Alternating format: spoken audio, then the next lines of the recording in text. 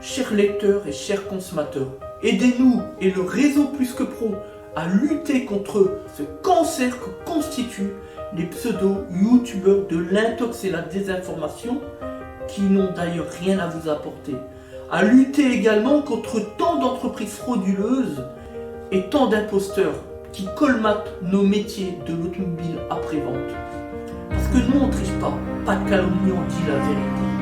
Notre objectif, rétablir le climat de confiance au travers de nos documents vidéo qui permettent de structurer le principe de transparence qui nous est si cher.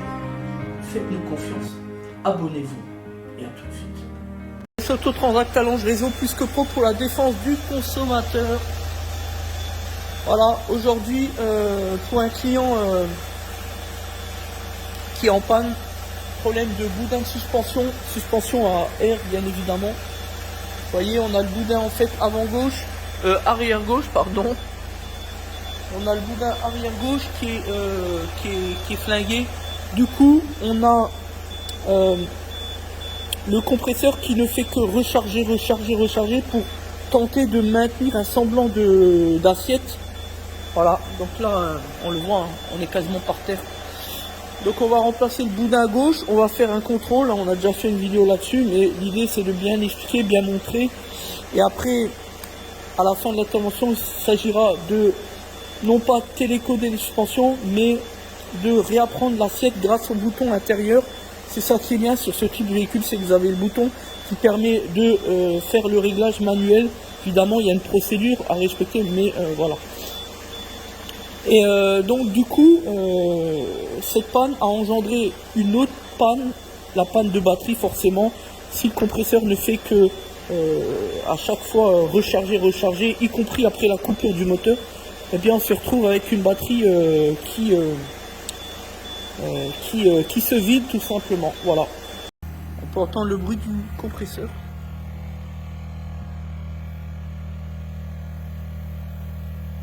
Tant bien que mal qui essaye de remonter, on le voit assez bien.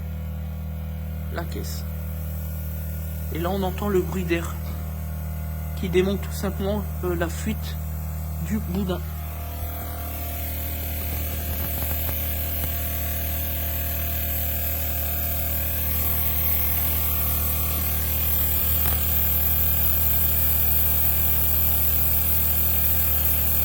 Voilà, vous voyez.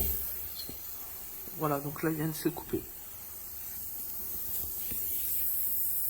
Et là il s'affaisse tout de suite, on le voit. Dès que le compresseur s'est coupé, il s'affaisse.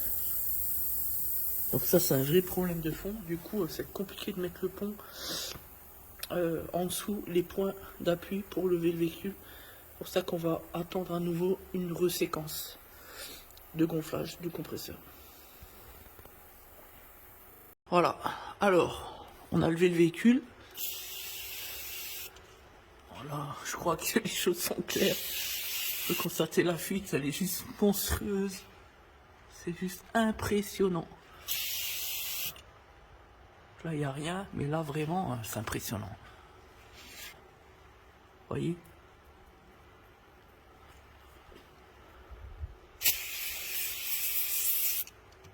On va bien ici. Voilà, ça bulle. Voilà pour la fuite, donc on va remplacer le boudin. Alors celui-là, a priori, ça va. On a déjà testé la dernière fois, vous voyez, il n'y a pas... Putain, c'est impressionnant. Oh la vache.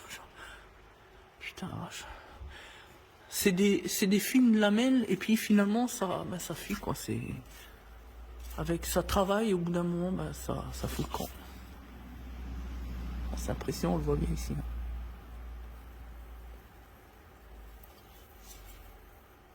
Ouais.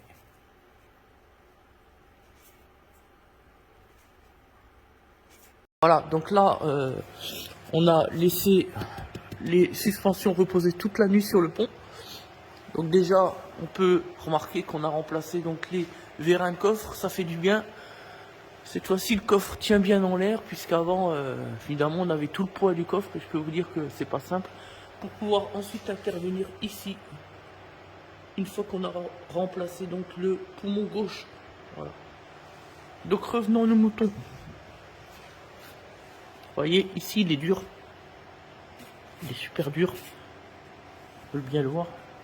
Il bouge pas le poumon. Par contre, celui-là, effectivement, il est déglingué. Il n'y a plus rien. Il n'y a plus d'air. Donc ici, on va intervenir là, déjà. Ici, on va enlever la durite. Alors, c'est un système un petit peu spécifique. Il ne suffit pas de tirer dessus, sinon vous arrachez tout. Voilà. À bon entendeur, salut. Hein, ceux qui veulent faire leurs poumons eux-mêmes chez eux et qui flinguent non seulement la durite, mais en plus le poumon. Ça, on en a déjà connu comme ça. Ça nous fait sourire, voilà. Donc là, on va enlever ça et ensuite, évidemment, on va sortir le poumon, tout simplement. Donc ici, on a la nouvelle bête, toute neuve. Voilà, tac, tac. C'est un poumon, hein. Bon, ça coûte très cher, hein, faut le savoir. Ça coûte quasiment 300 € à pièce. Et pour les petits malins qui veulent trouver ça sur internet, soit c'est de la pièce de merde, et on peut le confirmer tout simplement par des clients qui ont déjà acheté sur internet, pour ceux qui les ont trouvés, avec un poumon qui tient 1 ou 2 mois. Je ne dirai pas plus. Enfin bon, soit vous avez une pièce constructeur comme la nôtre. Donc là-dessus, clairement, on n'a pas de marge, hein, on n'a pas beaucoup de marge, donc on ne gagne pas beaucoup d'argent, pas beaucoup de profit là-dessus. Et peu importe, ce qui compte pour nous, c'est la satisfaction client, la qualité de la pièce. Ça, c'est une pièce qui va durer, une fois qu'on la remplace, quasiment la vie entière du véhicule, tout simplement. Donc voilà, en tout cas, nous, à chaque fois qu'on en a changé, on n'a jamais eu de retour client là-dessus, tout simplement. Je n'en dirai pas plus. Donc voilà, on vient d'enlever la durite, ça fait un petit... Ah oui, vu qu'il y avait quasiment plus d'air dedans, vous voyez, on l'entend là.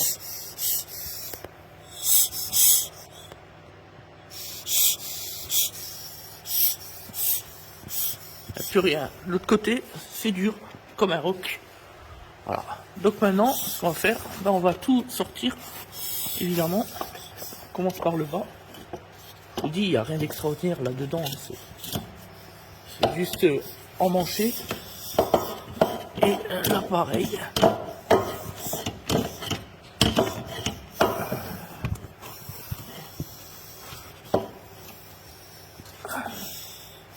D'être grippé. Donc ce que je vais faire, je vais couper la caméra. Elle était juste un peu grippée, c'est un peu rouillé.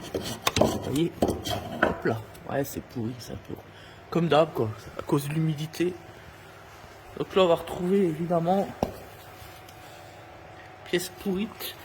Donc maintenant, ce qui nous intéresse, c'est de trouver des failles. Vous voyez ici, c'est trop fissuré en fait.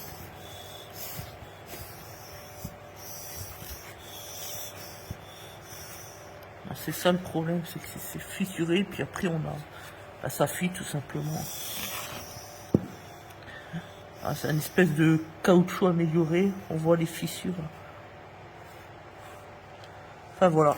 Donc maintenant, on va remplacer et mettre la neuve, tout simplement. Vous voyez, rien d'extraordinaire. Avant, on va traiter, on va nettoyer tout ça, un minimum que ce soit quand même propre. Voilà, donc là, on a remplacé donc le boudin qui est en dessous là. Donc maintenant, ce qu'on va faire, on va rééquilibrer tout simplement à l'aide du bouton ici. On laisse le doigt appuyé et on attend la fin. Ça fera un petit tut tut tut tut. Le but, c'est de le mettre en position normale. Voilà. On entend le bruit et surtout, on doit voir ici l'aile qui monte et on va attendre tout simplement. Voilà.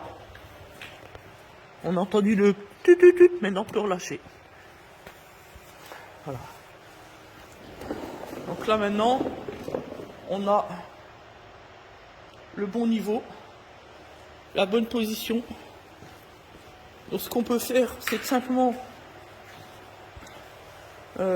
contrôler s'il n'y a pas de fuite, mais bon, vu que la pièce est neuve, il n'y a pas de raison, donc voilà. Donc maintenant, on redescend tout simplement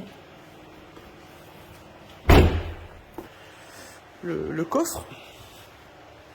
Et voilà, donc là on retrouve la bonne hauteur, tout simplement, entre l'avant et l'arrière. Mission terminée, si ce n'est de mettre l'outil diagnostic et de faire une mise en route merci à tous. C'était donc Des Autotransat Talange, réseau plus que pro pour la défense du consommateur.